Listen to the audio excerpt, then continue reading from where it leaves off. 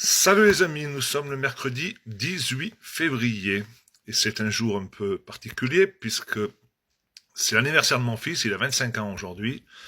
Donc ça fait 25 ans avec ma femme, nous étions les parents les plus heureux du monde avec la venue de notre premier fils qui aujourd'hui il fait partie de l'exploitation avec un autre associé.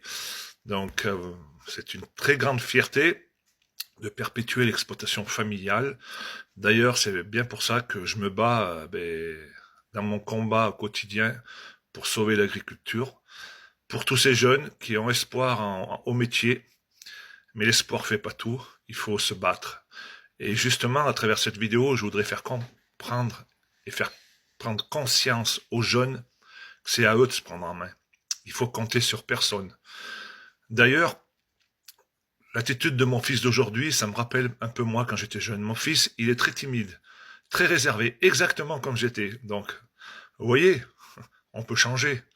Ma femme saurait bien vous le dire, puisqu'elle m'avait épousé pour le fait que j'étais plutôt réservé et timide. Donc, imaginez aujourd'hui. Donc, il faut vraiment que les jeunes prennent conscience que c'est à eux de décider. Donc, je les invite à se réunir, à se grouper. Ils peuvent rentrer aux jeunes agriculteurs, c'est pas le souci, mais il faut surtout qu'ils gardent leur indépendance vis-à-vis de la FNSEA, parce que vous êtes de la chair à canon pour eux. Ils se servent de vous à des fins syndicales et à des fins politiques. Après, voilà, ça serait une grande fierté que vous me suiviez, que vous écoutiez mon message, que je raconte tous les jours sur l'Europe, sur le fait de défendre notre souveraineté, notre patriotisme français. D'ailleurs, j'étais fier il y a un mois et demi de ça, quand on avait fait la manifestation au Puy-en-Velay, où j'avais fait appel aux élèves de l'ESVT, l'école agricole du Puy, où ils étaient venus et ils étaient restés beaucoup avec moi, écouter mon discours. Donc ça, je sais que je suis très suivi, je sais qu'ils en parlent dans l'école. En plus, vu que je suis sur TikTok, c'est leur réseau préféré, il me semble. Donc les réseaux, c'est une chose, mais il faut vraiment que vous soyez conscients qu'il faut que vous créez des groupes entre vous pour discuter. Pas forcément toujours écouter ce qu'on vous apprend à l'école. Voilà, il faut écouter des personnes comme moi. D'ailleurs, j'aimerais un jour pouvoir faire une intervention dans une école d'agriculture pour donner mon point de vue. Je pense que j'ai un petit peu de légitimité.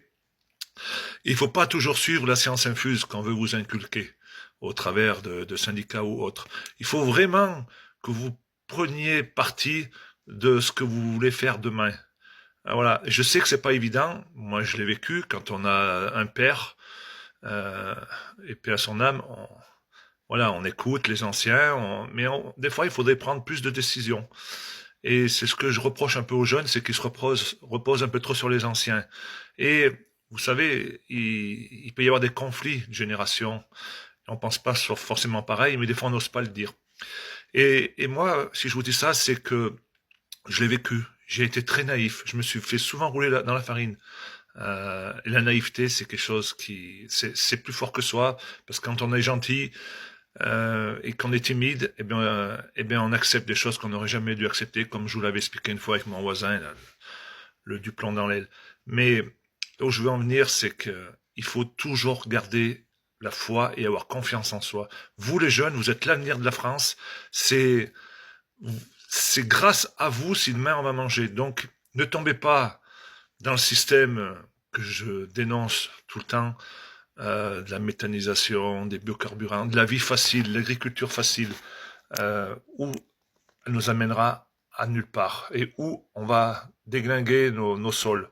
Parce que vous, aujourd'hui, les jeunes, vous prenez des exploitations avec des sols plus ou moins déjà abîmés, donc vous devez pouvoir les transmettre. Et pour transmettre, il faut respecter son sol, il faut respecter sa terre, il faut respecter ses animaux. Donc vous devez faire les choses en votre âme et conscience. Vous devez pas forcément toujours écouter la loi du plus fort. Donc gardez le moral, ayez la foi, rien n'est impossible. Et sachez que la solution est entre vos mains. Donc s'il y en a qui sont intéressés, vous pouvez me contacter en message privé. On va essayer de créer un réseau de jeunes et d'anciens. Je pense que l'un ne va pas sans l'autre. Du paysan libre dans toute la France. Parce qu'on se rend bien compte qu'il y a beaucoup d'agriculteurs qui se reconnaissent pas dans les syndicats et qui veulent avoir leur liberté d'expression et qui veulent pas qu'il y ait forcément des chefs.